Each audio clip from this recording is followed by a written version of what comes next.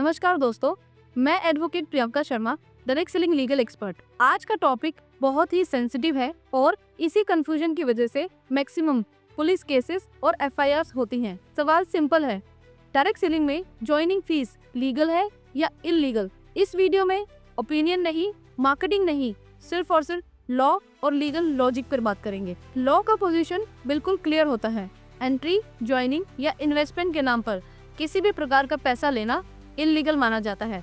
चाहे आप उसे ज्वाइनिंग फीस बोलो, एडमिन फीस बोलो या फिर इन्वेस्टमेंट बोलो, नाम बदलने से कभी भी लीगलिटीज नहीं बदलती। लॉ यह देखता है कि पैसा किस पर्पस के लिए लिया जा रहा है। ज्वाइनिंग अमाउंट लेना कब इलीगल माना जाता है? जब कोई कंपनी बिजनेस में एंट्री के नाम पर पैसा लेती है, इन्वेस्टमेंट के नाम पर पैसा लेती है या फिर एडमिन फीस चार्ज करती है। तो ऐसे में पैसा प्रोडक्ट सेल से नहीं, पैसा लोगों से कमाया जा रहा होता है और ऐसा स्ट्रक्चर पिरामिड मॉडल या मनी सर्कुलेशन स्कीम की कैटेगरी में आता है और इसीलिए ज्वाइनिंग अमाउंट इलीगल माना जाता है। चलिए एक एग्जांपल से समझते हैं। एक पर्सन ने कंपनी को ज्वाइनिंग फीस के नाम पर 7,000 रुपीज दिए और कंपनी ने उसे रिटर्न में क्या दिया? Login ID, mobile app access और कोई ट्रेनिंग लिंक्स। ऐसे में कोई फिजिकल प्रोडक्ट या सर्विसेज नहीं दी, कोई इनवॉइस प्रोवाइड नहीं किया गया, कोई रिफंड या बायबैक पॉलिसीज के बारे में नहीं बताया गया। और एज ए एडवोकेट मैं ये क्लियर बोलती हूँ कि ऐसा मॉडल 100% इलीगल माना जाता है। इसमें डायरेक्टर्स की पर्सनल लायबिलिटी अराइज हो सकती है और कंपनीज की एक ही लाइन होती है, सर यह कोई ज्वाइनिंग फीस नहीं, स्टार्टर किट है। अब लॉ क्या कहता है? क्या प्रोडक्ट रियल है? क्या प्रोडक्ट यूजेबल एंड मार्केटेबल है? क्या उस प्रोडक्ट के लिए एप्लीकेबल इनवॉइस दिया गया है? और क्या उस प्रोडक्ट की बायबैक या अदर पॉलिसीज एग्जिस्ट करती हैं?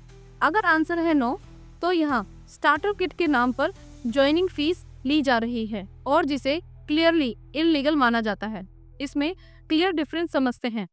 पैसा सिर्फ और सिर्फ प्रोडक्ट या सर्विसेज के सेल से आना चाहिए। उन प्रोडक्ट या सर्विसेज की इंडिपेंडेंट मार्केट वैल्यू होनी चाहिए, प्रॉपर टैक्स इनवॉइस मिले और refund and buyback policies return में हो, इनकम प्रोडक्ट या सर्विसेज की सेल से जनरेट हो रही हो। तो ऐसे में यह ज्वाइनिंग अमाउंट नहीं, प्रोडक्ट परचेज अमाउंट माना जाता है। अगर आप एक डायरेक्ट सेलिंग कंपनी ज्वाइन कर रहे हैं तो ज्वाइनिंग के टाइम पर यह 5 चेकलिस्ट आपको जरूर देखनी चाहिए जो आपके लिए बहुत यूजफुल होंगी। जैसे कि क्या आपके द्वारा दिया जा रहा पैसा सिर्फ और सिर्फ एंट्री के लिए है? क्या आपको उसके अगेंस्ट में इनवॉइस दिया जा रहा है?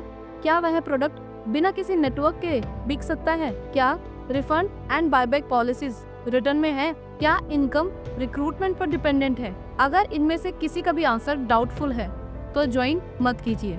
और अगर आप एक डायरेक्ट सेलिंग बिजनेस रन कर रहे हैं तो ज्वाइनिंग फीस रखना बंद कीजिए और एंट्री बेस्ड इनकम मत रखिए। प्रोडक्ट सेंट्रिक मॉडल रखिए और अपने सभी अग्रीमेंट्स एंड पॉलिसीज अपडेट रखिए, क्योंकि याद रहे, ignorance of law is no excuse. As an advocate मेरी फाइनल एडवाइस यही होगी कि ज्वाइनिंग फीस लेना इलीगल है और प्रोडक्ट या सर्विसेज के लिए लिया गया पैसा लीगल है। अगर आप लॉ के इस रूट को फॉलो करते हैं तो आप सेफ जोन में हैं।